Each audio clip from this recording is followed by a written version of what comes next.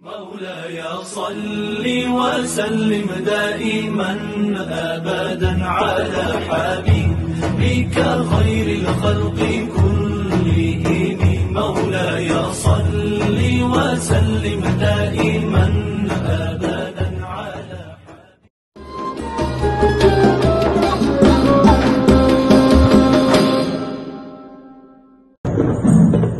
Generasi minda, isu riba pengabaian paradigma masyarakat. Generasi minda, isu riba lonjakan membimbangkan. Generasi minda, kesedaran atau sekadar kiasan. Generasi minda, isu riba menyingkap permasalahan ekonomi sosial.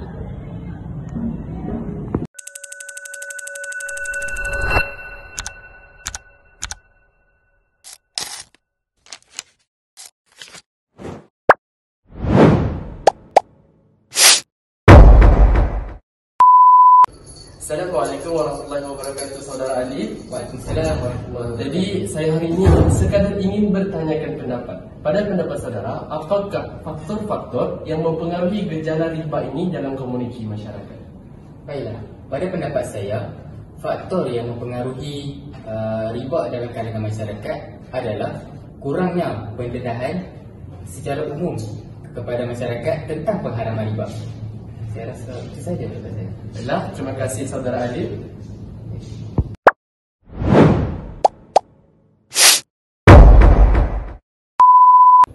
Assalamualaikum warahmatullahi wabarakatuh, Saudara Ali. Waalaikumsalam. Jadi hari ini sekadar ingin bertanyakan pendapat kepada saudara, adakah isu riba ini masih boleh berlaku dalam komuniti masyarakat kita? Tolong respon. Ya, pada pendapat saya, riba masih boleh berlaku dalam kalangan masyarakat pada masa ini seiring dengan kemajuan teknologi yang kian hari semakin dinamik. Hal ini membuka ruang supaya pelakuan riba ini untuk dilakukan dan boleh luasa. Baiklah, terima kasih Saudara Ali atas pencerahan yang diberikan. Assalamualaikum warahmatullahi wabarakatuh. Salam sejahtera, salam Malaysia Madani dan salam satu hari, satu saranan. Warga yang dihormati dan dikasihi Allah Subhanahu Wa Taala sekalian, hari ini akan saya bawa anda semua bersama-sama kita menyingkap dan mengupas tentang peranan Al-Quran dan As-Sunnah dalam menangani isu riba daripada sudut pandang ekonomi. Sebelum saya teruskan hari ini, tertarik saya untuk mengupas terlebih dahulu tentang satu ayat Al-Quran yang menceritakan tentang pengharaman riba, lantaran ayat ini merupakan ayat yang menjadi keseluruhan dasar ceramah saya pada hari ini, iaitu ayat daripada surah Al-Baqarah ayat 275 yang bermaksud Allah Subhanahu Wa Taala telah menghalalkan urusan jual beli, namun Allah Subhanahu Wa Taala mengharamkan penggunaan riba. Dalam ayat ini, Allah Subhanahu Wa Taala menjelaskan kepada kita bahawa urusan berjual beli adalah dibenarkan, halal dan harus dilakukan dalam komuniti sosial, dalam komuniti masyarakat kita. Namun, apa yang kita ingin bendung pada hari ini, warga yang dihormati dan dikasihi Allah sekalian, adalah riba itu sendiri. Riba adalah perkara yang sangat tidak disukai oleh Allah Subhanahu Wa Taala, bahkan bercanggah daripada tuntutan Allah Subhanahu Wa Taala. Lantaran riba ini merupakan sesuatu perkara yang boleh mendorong kepada kerosakan ekonomi sosial warga dewan dan warga yang dihormati Allah Subhanahu Wa Taala. Maka dengan itu, hari ini akan saya bawa anda semua sama-sama kita menyingkap peranan Al-Quran dan As-Sunnah dalam menangani isu riba dari sudut pandang ekonomi. Al-Quran dan As-Sunnah memainkan peranan yang signifikan dalam membentuk pekerti seseorang insan madani yang mempunyai keseimbangan karamah insaniah dalam kehidupan seharian. Makna kata, pada hari ini, kita ingin membentuk seseorang individu yang mempunyai akhlak yang mulia, berbudi pekerti yang baik, dan mempunyai karamah insaniah dalam diri mereka supaya mereka dapat manfaatkannya dalam kehidupan seharian, bahkan dalam konteks komuniti masyarakat itu sendiri. Baiklah, dalam konteks ekonomi pula, Al-Quran dan As-Sunnah turut menjadi dasar pegangan yang kukuh dalam memastikan prinsip-prinsip ekonomi dilaksanakan oleh setiap insan dengan telus, berteraskan nilai keadilan, menjauhi riba dan kemaslahatan sosial. Hari ini, ayat ini menjelaskan kepada kita bahawa sebenarnya Al-Quran dan As-Sunnah ini menjadi dasar pegangan kepada kita untuk menjauhi perkara-perkara yang tidak baik. Misalnya, menjauhi perkara riba itu sendiri. Warga yang dihormati Allah Subhanahu Wa Taala sekalian, riba merupakan perkara yang dilarang dalam agama kita. Makna kata, hari ini sistem ekonomi kita perlulah mengelakkan diri daripada terjerumus dalam jenayah riba ini dalam urusan perniagaan agar sistem ekonomi Islam itu dapat kita tegakkan. Dalam pada itu juga, keadilan sosial memainkan peranan yang signifikan di mana sebagai seorang peniaga yang baik, kita tidak boleh mengambil lebih banyak keuntungan yang berlebihan apabila melakukan urusan perniagaan kerana ianya akan membentuk ketidakadilan kepada pembeli itu sendiri. Lantaran perkara ini akan menjurus kepada riba. Baiklah, seterusnya, konsep pembangunan ekonomi Islam adalah berdasarkan prinsip-prinsip syariah yang bersumberkan Al-Quran dan As-Sunnah dengan disertai dengan pembangunan ekonomi dan sosial yang berteraskan nilai Islam. Seperti yang saya katakan sebentar tadi, ekonomi di negara kita perlulah mula untuk beradaptasi dan mengamalkan dasar ekonomi Islam yang lebih stabil dan lebih baik. Hal ini penting bagi kita mengelakkan berlakunya penjenayahan riba dalam sistem ekonomi dan perniagaan di negara kita. Isu riba ini menjadi isu yang semakin signifikan dalam komuniti masyarakat kita. Dalam ceramah ini akan saya berikan dan ungkap kepada anda semua apakah faktor-faktor yang mempengaruhi jenayah riba ini dalam sektor ekonomi dan kewangan konvensional dan statistik semasa yang menunjukkan bahawa riba ini masih boleh berlaku dalam sistem ekonomi konvensional kita di negara kita pada hari ini. Baiklah, seterusnya akan kita sama-sama mengupas tentang riba, membuka jurang ekonomi sosial. Sebelum saya terangkan kepada anda semua, ingin saya berikan kefahaman kepada hadirin semua apakah yang dimaksudkan dengan membuka jurang ekonomi sosial.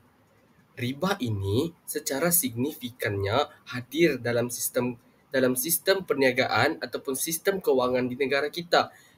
Dan semakin banyak institusi yang mengamalkan riba ini, semakin banyaklah berlaku penindasan dalam ekonomi sosial di negara kita pada hari ini.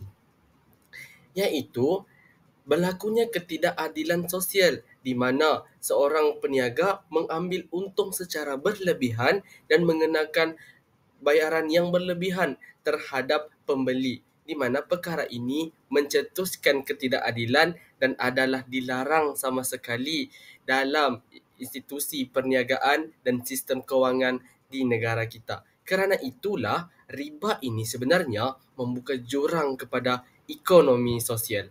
Baik, mari kita teliti secara terperinci dengan lebih mendalam. Pertama, riba merupakan salah satu konsep yang diharamkan hukum Islam dan memberikan impak signifikan dalam ekonomi individu dan masyarakat. Makna kata, pada hari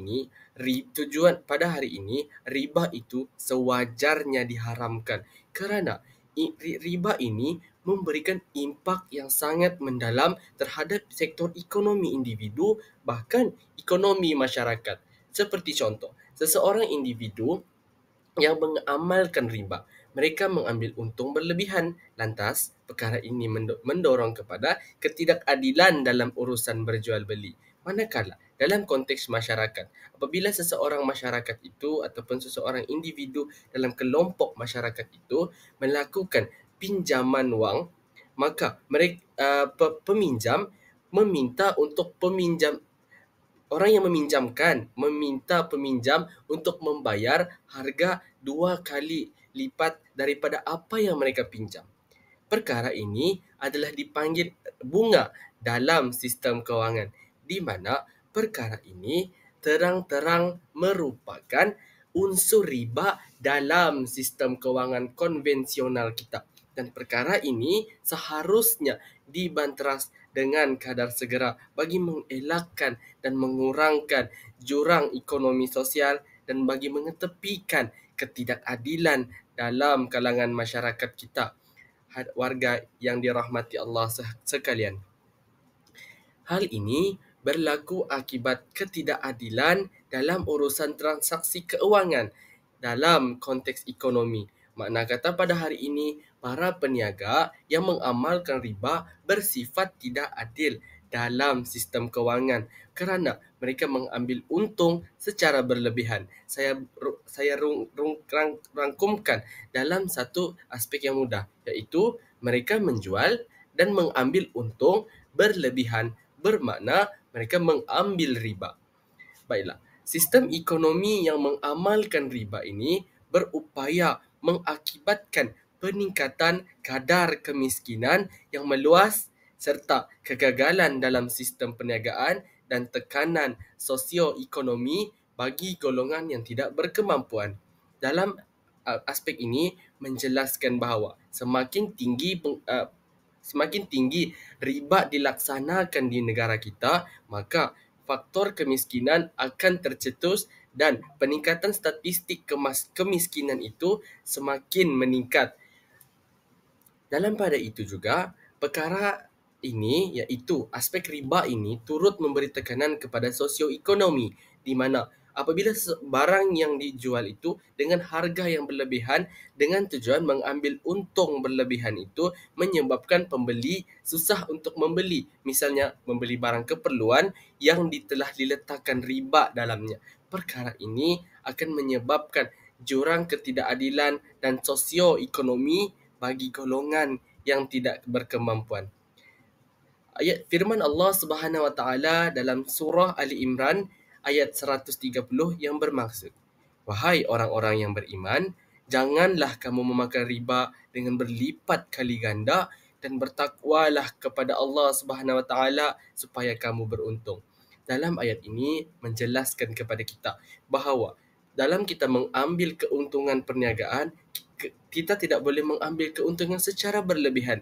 Cukuplah sekadar apa yang ada, dan juga perkara ini mengajak dan juga ayat Al-Quran ini mengajak kita untuk menjadi seseorang individu yang bersifat ikhlas dalam urusan berjual beli. Kita tidak boleh mengambil riba dalam urusan perniagaan, bahkan dalam sistem keuangan kita sendiri, bagi kita membentuk satu ekonomi keuangan Islam yang sistematik dan komprehensif. Aspek yang seterusnya adalah prinsip keadilan ekonomi dalam Al-Quran dan As-Sunnah.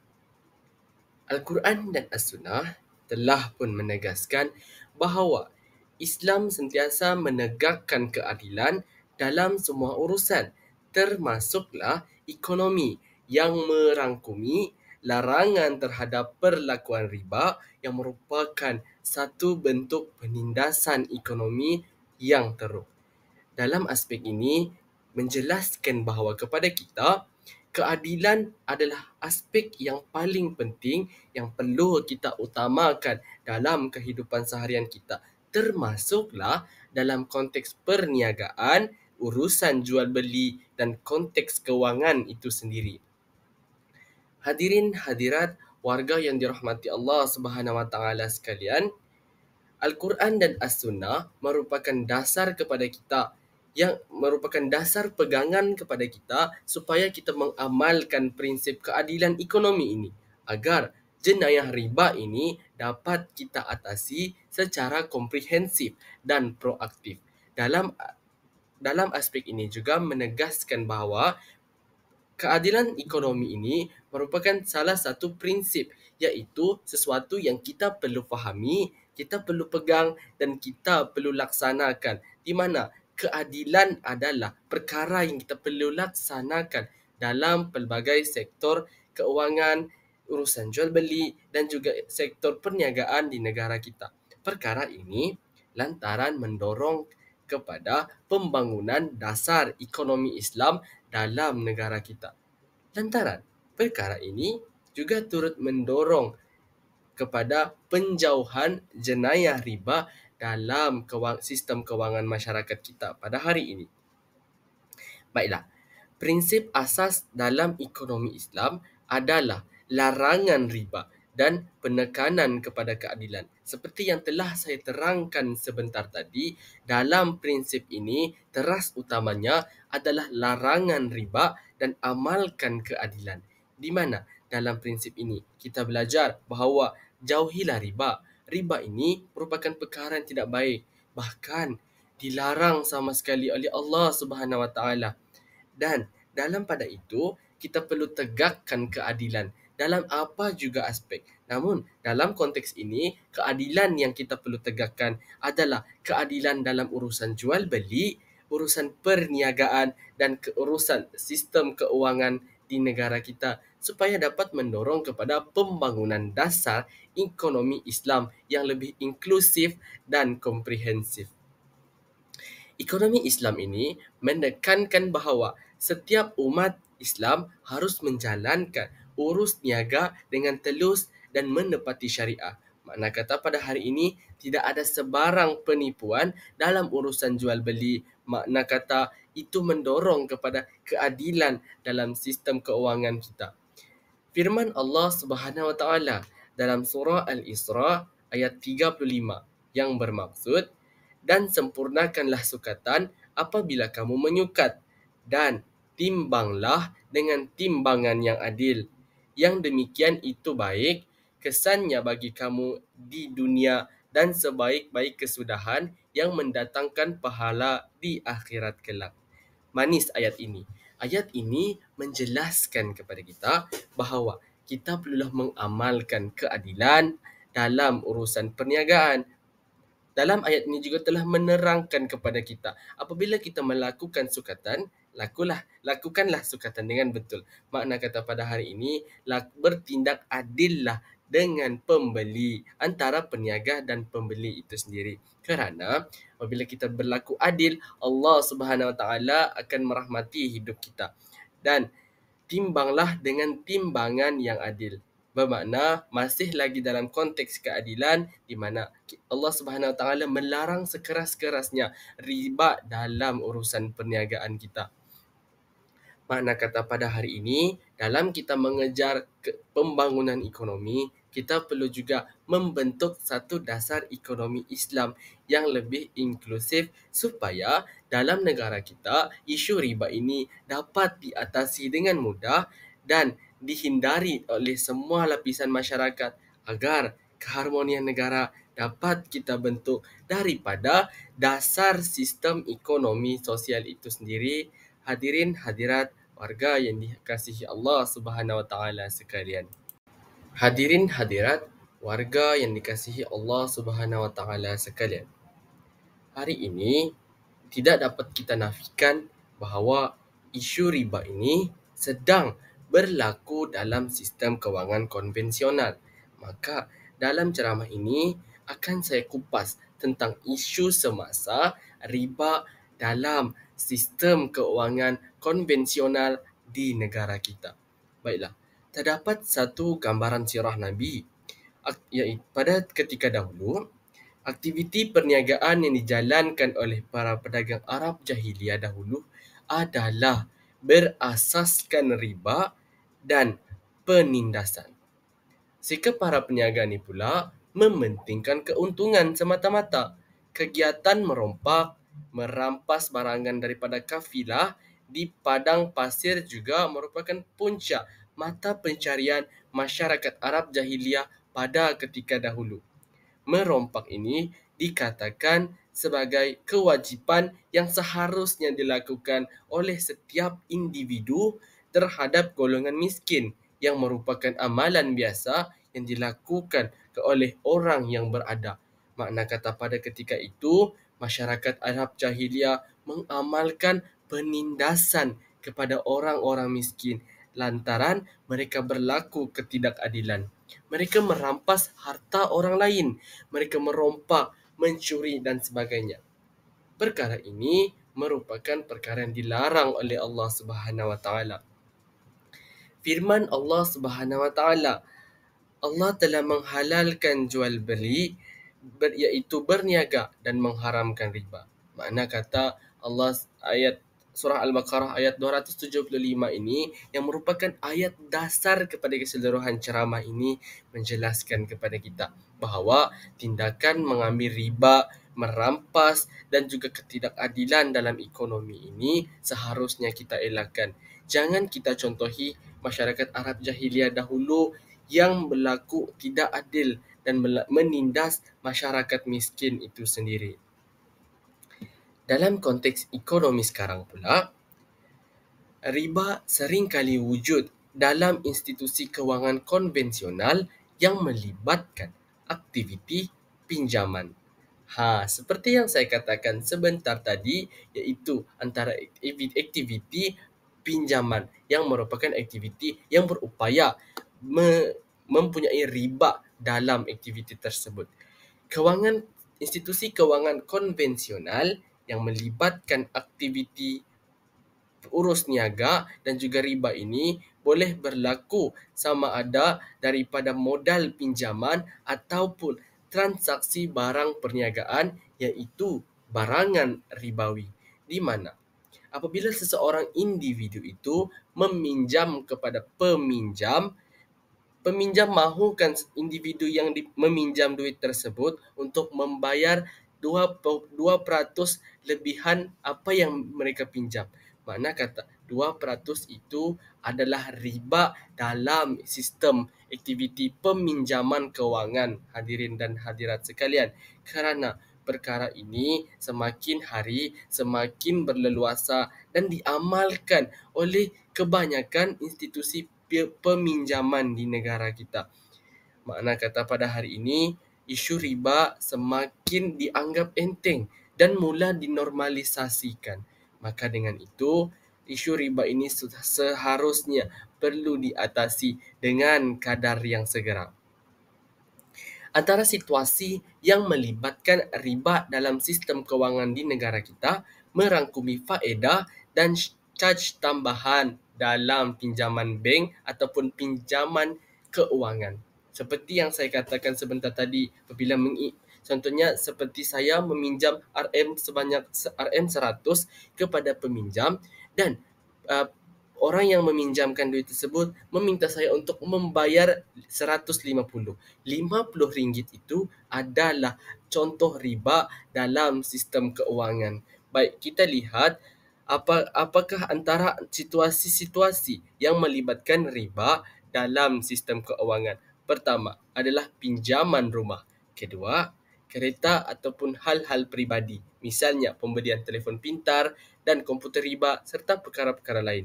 Dan yang ketiga adalah penalti kelewatan pembayaran hutang. Di mana penalti inilah merupakan riba yang mula dinormalisasikan dalam sistem kewangan konvensional di negara kita pada hari ini, hadirin dan hadirat sekalian.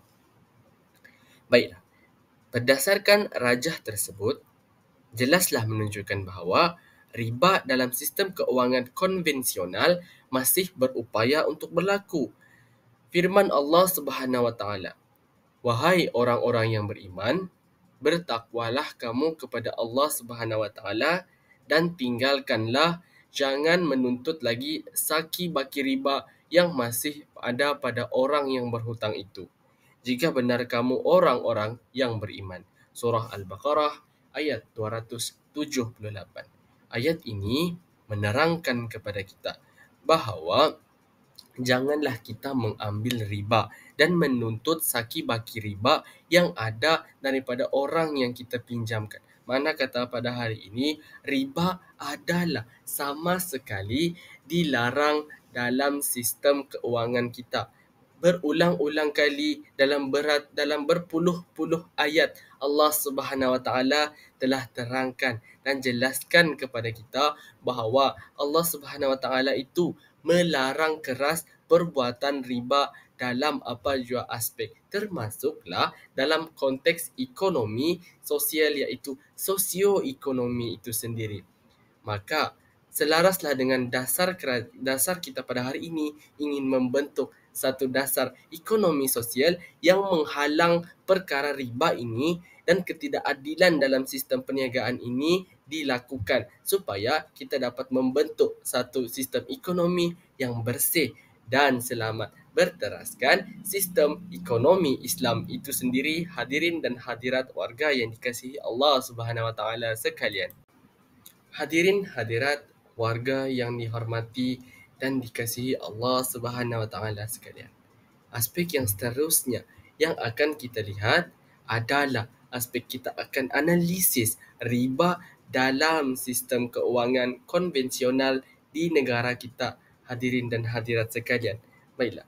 Statistik amalan riba dalam masyarakat membuktikan bahawa aktiviti riba dalam sektor ekonomi itu masih lagi berlaku. Makna kata pada hari ini, kita tidak dapat nafikan bahawa sistem keuangan konvensional negara kita masih lagi ada yang mengamalkan sistem riba ini. Dan perkara ini perlu kita benteras dengan kadar segera.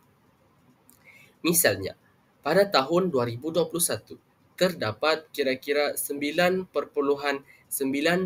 juta kad kredit dalam edaran yang menanggung hutang, yang menunjukkan bahawa beban kewangan termasuk potensi riba dalam penggunaannya. Makna kata, berlakunya peningkatan amalan riba yang dapat dilihat dalam pelbagai aspek seperti hutang peribadi dan penggunaan aplikasi digital pembayaran seperti e-wallet yang secara tidak langsung boleh mengandungi unsur riba. Mana kata, dalam hari ini kita mengecapi dan mengejar arus pemodenan, kita tidak boleh mengabaikan riba itu kerana tindakan riba ini adalah tindakan yang dilarang sama sekali oleh Allah Subhanahu Wa Taala. Perkara ini juga terutamanya jika berlaku dana simpan yang disimpan dalam akaun konvensional yang mengenakan faedah. Sistem riba akan menghancurkan dan memberikan impak negatif yang berupaya untuk meruntuhkan ekonomi masyarakat terhadap keyakinan kepada sistem ekonomi yang sebenar. Perkara ini diambil daripada cawangan muamalat dan sosioekonomi bahagian perancangan dan penyelidikan Majlis Agama Islam Wilayah Persekutuan. Baik, dalam aspek ini menjelaskan kepada kita semua bahawa jika riba ini semakin hari semakin kita amalkan dan mula diabaikan pengharamannya dalam setiap diri individu, riba akan menjadi gunting dalam lipatan, musuh dalam selimut dalam menghancurkan sistem keuangan Islam di negara kita. Makna kata pada hari ini berlakunya jurang ekonomi sosial seperti yang telah saya terangkan kepada anda semua sebentar tadi. Baik, kita lihat statistik. Dalam tahun 2020, hutang kerajaan adalah sebanyak 874 yang menunjukkan bahawa peningkatan yang sangat tinggi dan signifikan, hadirin dan hadirat sekalian. Bermakna potensi riba dalam statistik ini masih lagi di kadar yang tinggi untuk boleh berlaku, hadirin dan hadirat sekalian. Makna kata pada hari ini, kita selaku umat Islam yang belajar dan faham tentang apakah riba itu sendiri, perlulah kita atasi dan elakkan mengamalkan riba ini dalam sistem kewangan kita, dalam kehidupan kita sendiri. Kerana riba ini merupakan musuh dalam selimut yang perlu kita elak dan kita hindari.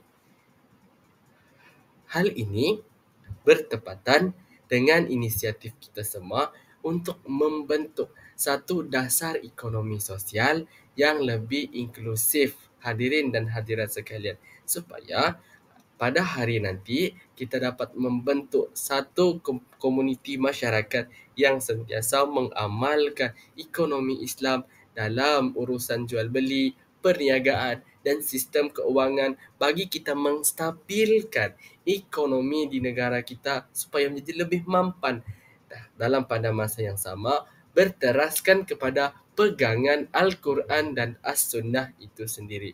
Makna kata pada hari ini, kita hendaklah menjauhi riba dan kita perlulah elakkan ketidakadilan dalam sistem keuangan, perniagaan dan urusan jual beli yang kita lakukan sehari-harian kita, hadirin dan hadirat warga yang dirahmati Allah sekalian.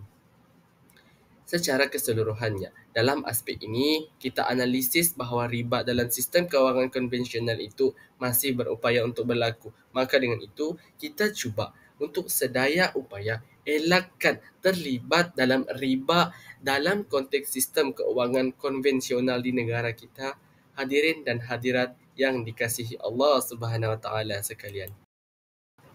Hadirin hadirat warga yang dikasihi dan dirahmati Allah Subhanahu Wa Taala sekalian. Seterusnya akan kita lihat bagaimanakah Al-Quran dan As-Sunnah itu menjadi medium dalam menangani isu riba secara komprehensif. Bermakna kita ingin lihat pada hari ini bagaimanakah keajaiban Al-Quran dan As-Sunnah ini menangani isu riba secara menyeluruh. Maka dengan itu, semua orang perlulah berpegang kepada Al-Quran dan As-Sunnah dalam kita mengelakkan isu riba ini daripada berleluasa dalam ekosistem keuangan dan sistem ekonomi di negara kita, hadirin hadirat sekalian. Baiklah, Al-Quran dan As-Sunnah adalah tonggak utama yang menjadi medium kepada menangani isu masalah riba daripada semakin berleluasa. Di samping kita sertaikan tindakan yang komprehensif daripada komuniti sosial untuk membantras isu riba dalam kehidupan. Makna kata pada hari ini, kita perlukan kerjasama daripada semua komuniti masyarakat untuk kita sama-sama mengekang isu riba ini. Makna kata pada hari ini kita boleh anjurkan pelbagai aktiviti-aktiviti keagamaan yang menceritakan tentang pengharaman riba.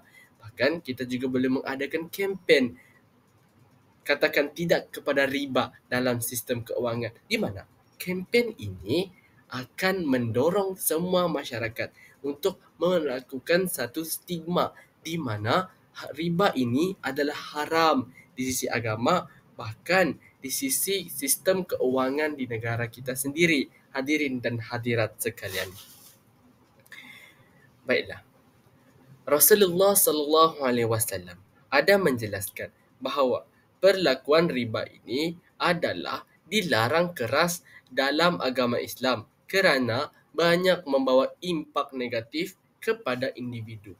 Apabila kita melakukan riba dalam sistem keuangan, perkara ini seperti yang saya katakan sebentar tadi akan mendorong kepada ketidakadilan sosial, di mana orang yang dikenakan riba tidak mampu membeli barangan keperluan kerana peningkatan harga yang begitu melonjak tinggi akibat daripada diletakkan riba dalam urusan perniagaan dan jual beli. Ini sedikit sebanyak akan meruntuhkan sosioekonomi di negara kita. Sehubungan dengan itu, antara peranan Al-Quran dan As-Sunnah dalam menangani isu riba ini adalah yang pertama sekali media dalam hadis Nabi sallallahu alaihi wasallam yang melarang dan melaknat riba itu.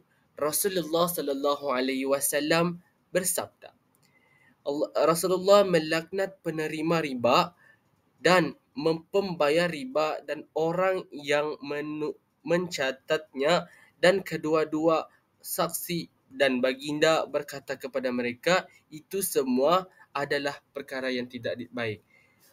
Hadis sahih Muslim.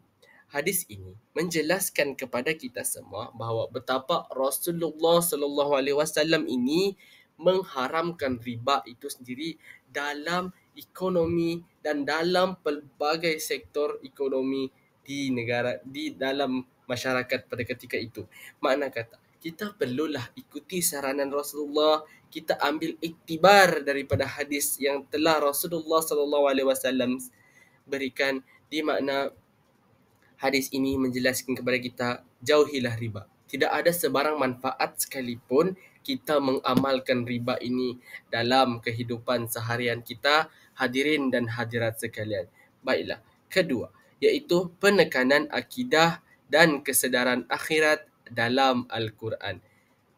Penghayatan nilai Al-Quran dalam menegaskan bahawa riba adalah dilarang dan dimurkai Allah Subhanahu Wa Taala. Dalam aspek ini, ianya menjelaskan kepada kita bahawa dalam Al-Quran sendiri pun telah menegaskan kepada kita semua bahawa riba ini adalah perkara yang dilarang. Jadi, kenapa tidak orang Muslim yang membaca Al-Quran memahami dan menetapkan dalam dirinya bahawa riba ini adalah perkara yang harus kita jauhkan daripada kita amalkan dalam kehidupan seharian kita, hadirin hadirat warga yang dirahmati Allah sekalian. Baiklah. Yang ketiga, iaitu konsep tazkiyatun nafsi, iaitu penganjuran program agama yang berupaya mendidik masyarakat untuk sentiasa mematuhi perintah Allah Subhanahu Wa Taala dan menjauhi perkara yang dilarang, termasuklah riba. Ini yang saya katakan tadi, kita perlu bekerjasama dengan komuniti masyarakat yang ada di negara kita. Misalnya menganjurkan aktiviti-aktiviti keagamaan, aktiviti ceramah untuk menegaskan kepada semua masyarakat bahawa riba ini adalah dilarang dalam sistem keuangan kita. Bahkan dalam standard kurikulum pendidikan sekalipun, kita boleh terangkan pengharaman riba ini dalam mata pelajaran pendidikan Islam dan moral, hadirin dan hadirat sekalian. Hal ini dapat kita pastikan dari seawal akar umbi lagi, anak-anak yang kecil ini sudah kita latih dan kita beri satu stigma di mana riba ini adalah dilarang sama sekali. Dan apabila mereka sudah meningkat dewasa, mereka akan sedaya upaya untuk meninggalkan riba ini dalam kehidupan seharian mereka, kerana mereka sedar bahawa riba ini adalah dilarang di sisi agama, bahkan di sisi Allah Subhanahu Wa Taala, dan juga dilarang oleh Rasulullah sallallahu alaihi wasallam, nabi junjungan kita, hadirin dan hadirat sekalian. Dan peranan yang keempat, iaitu penguatkuasaan amar ma'ruf nahi mungkar oleh pemimpin bersandarkan Al-Quran dan As-Sunnah, hadirin sekalian. Pemimpin, ulama dan institusi Islam berperanan menguatkuasakan larangan riba bagi membetulkan polisi ekonomi serta mengingatkan masyarakat tentang bahayanya riba ini. Di mana hari ini kerajaan kita perlulah mengamalkan dasar-dasar ekonomi Islam yang menjauhkan diri kita daripada perkara riba itu sendiri, hadirin dan hadirat sekalian. Makna hari ini dasar-dasar yang kerajaan lakukan bukan sahaja daripada kerajaan, bahkan daripada sebuah institusi Islam itu sendiri. Misalnya Majlis Agama Islam Wilayah Persekutuan mendegaskan kepada kita riba itu adalah perkara yang dilarang sama sekali dalam ekosistem keuangan dan sistem ekonomi di negara kita, hadirin hadirat warga yang dikasihi Allah Subhanahu Wa Taala sekalian. Maka dengan itu, marilah kita patuh saranan daripada kerajaan dan daripada mana-mana pihak sekalipun untuk kita jauhkan diri kita daripada perkara riba ini, hadirin dan hadirat sekalian, kerana tidak ada sebarang manfaat jika kita amalkan riba. Hanya sekadar riba ini adalah musuh dalam selimut yang akan menghancurkan sistem ekonomi di negara kita, hadirin dan hadirat sekalian. Maka dengan itu, tidak banyak yang saya minta kepada anda semua. Sama-samalah kita tegakkan kepada diri kita istiqomah untuk menjauhkan riba daripada diri kita agar kita dapat membentuk dasar ekonomi Islam yang lebih inklusif, komprehensif dan sistematik bagi kita membentuk satu kelompok masyarakat negara kita yang mengamalkan karamah insaniah dalam diri mereka dalam konteks ekonomi di negara kita, hadirin dan hadirat warga yang dikasihi Allah Subhanahu wa taala sekalian. Sidang penonton dan hadirin hadirat warga yang saya kasihi dan dirahmati Allah Subhanahu wa taala sekalian. Menjadi ringkasan dan rumusannya. Rentetannya pada hari ini, aktiviti riba merupakan tindakan yang saban hari semakin dipandang remeh oleh masyarakat sejagat, bahkan dalam konteks di negara kita sendiri, warga hadirin yang dikasihi sekalian. Mana kata pada hari ini, riba ini semakin berleluasa dan perkara ini kita perlu banteras. Kita sebagai anak-anak muda, pewaris generasi bangsa, kita haruslah atasi isu riba ini daripada berleluasa dalam negara kita. Tanpa penghayatan tinggi masyarakat terhadap pengharaman riba, nilai sesebuah ekonomi Islam yang patuh syariah akan semakin terhakis. Sebenarnya, nilai yang kita ingin terapkan pada hari ini, kita ingin membangunkan semula dasar ekonomi Islam yang lebih inklusif dan sistematik dalam negara kita, supaya kita dapat membentuk satu keharmonian negara dalam kita membangunkan dan memacu ekonomi negara kita. Dan pada itu, riba ini tidak boleh kita ketepikan kerana perkara ini akan menghakis nilai-nilai sistem dasar ekonomi sosial itu sendiri, hadirin dan hadirat sekalian. Oleh itu, penggalakan penghayatan pengharaman riba dalam semua sistem ekonomi sangat memainkan peranan signifikan. Saya berikan analogi mudah. Dalam institusi perbankan Islam, para peminjam wang dan semua urus niaga, perniagaan perlulah mengelakkan riba ini daripada berlaku. Dan dalam pada itu, antara inisiatif lain adalah dengan membangunkan sistem perbankan kewangan Islam, misalnya Bank Islam Malaysia, di mana bank ini mengelakkan daripada berlakunya peningkatan riba dalam sistem perbankan dan sistem kewangan konvensional di negara kita, hadirin dan hadirat warga yang dirahmati Allah Subhanahu wa taala sekalian. Hal ini penting bagi kita memastikan tuntutan agama itu dapat kita laksanakan dengan sempurna bagi melahirkan sebuah komuniti masyarakat Islam yang berjiwa madani. Madani ini berteraskan konsep dan aspek kerohanian Islam itu sendiri. Kerana kita ingin melahirkan generasi madani, kita perlu membentuk satu komuniti masyarakat yang mengelakkan riba dalam kehidupan seharian supaya mereka dapat mengamalkan dasar sistem ekonomi Islam yang lebih komprehensif dan lebih baik, hadirin dan hadirat sekalian. Rangkumannya. Kajian ini, dalam ceramah ini telah saya tegaskan. Kajian menegaskan dasar Al-Quran dan As-Sunnah sebagai kayu ukur dalam membanteras isu riba daripada berleluasa di negara kita.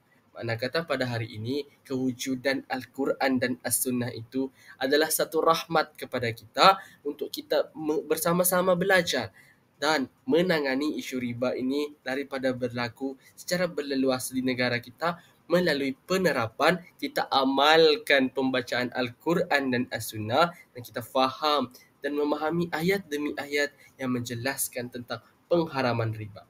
Mana kata pada hari ini, Al-Quran dan As-Sunnah memainkan obligasi prima dalam menangani isu riba daripada terus berleluasa dalam negara kita, sidang hadirin sekalian.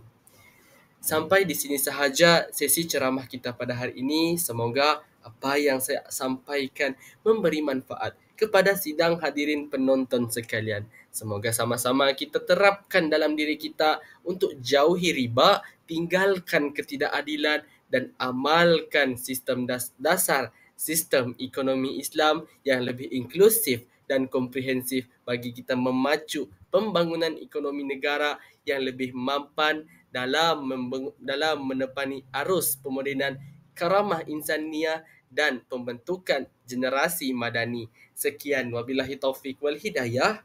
Assalamualaikum warahmatullahi wabarakatuh. Anta nurullahi fajran جئت بعد العسر يسرا ربنا أعلاك قدرا يا إمام الأنبياء أنت في الوجدان حي أنت للعينين ضي أنت عند الحوض